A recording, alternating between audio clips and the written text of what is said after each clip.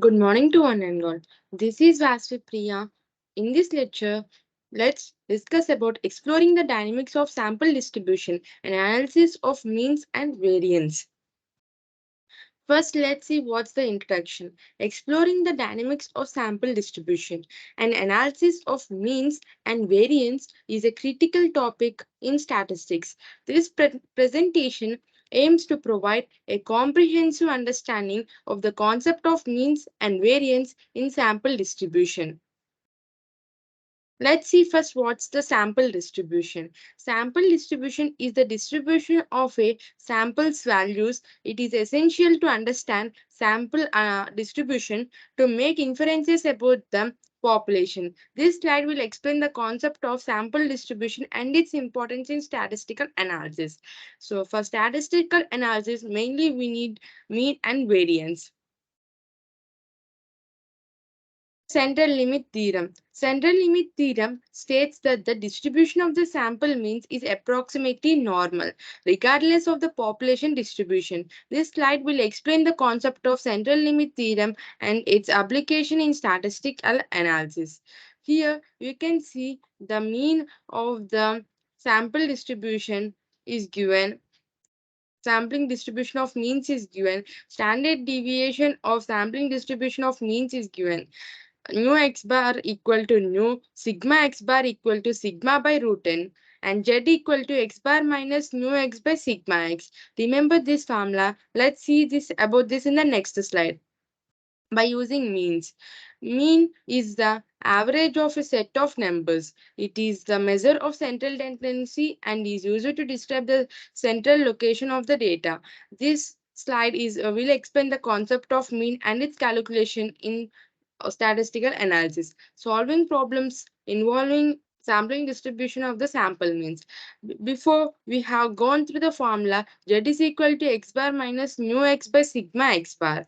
So the here the same formula, let's substitute mu x bar equal to nu and sigma x bar equal to sigma by root n. By substituting, we get the formula z is equal to x minus mu by sigma by root n.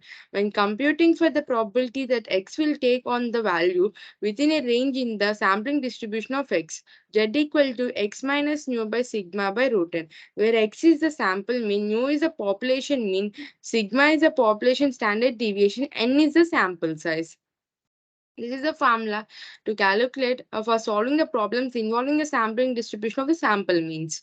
Next, variance. Variance is a measure of how spread out a set of data is. It is used to describe the variability of the data. This slide will explain the concept of variance and its calculation in statistical analysis. Let us consider a small example. The mean monthly electrical bill of the household is in a particular town is dollars 150.25 with a standard deviation of $5.75. Find the variance of the sampling distribution of sample mean if the sample size is uh, 100 households. Round off it to the nearest cent.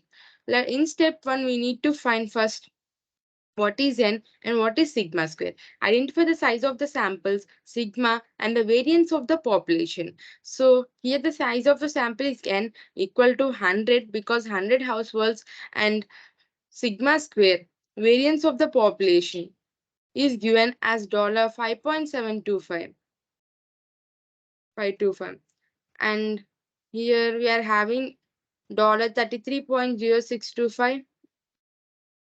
Because the given standard deviation is 5.752, by converting it into variance we get sigma square, that is 33.0625.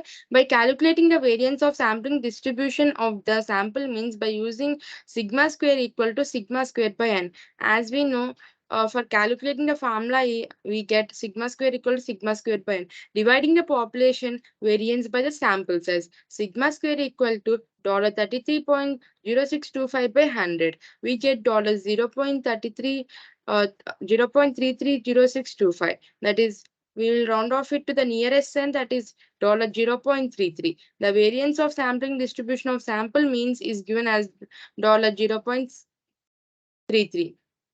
This is how we can calculate the variance of sampling distribution of sample means.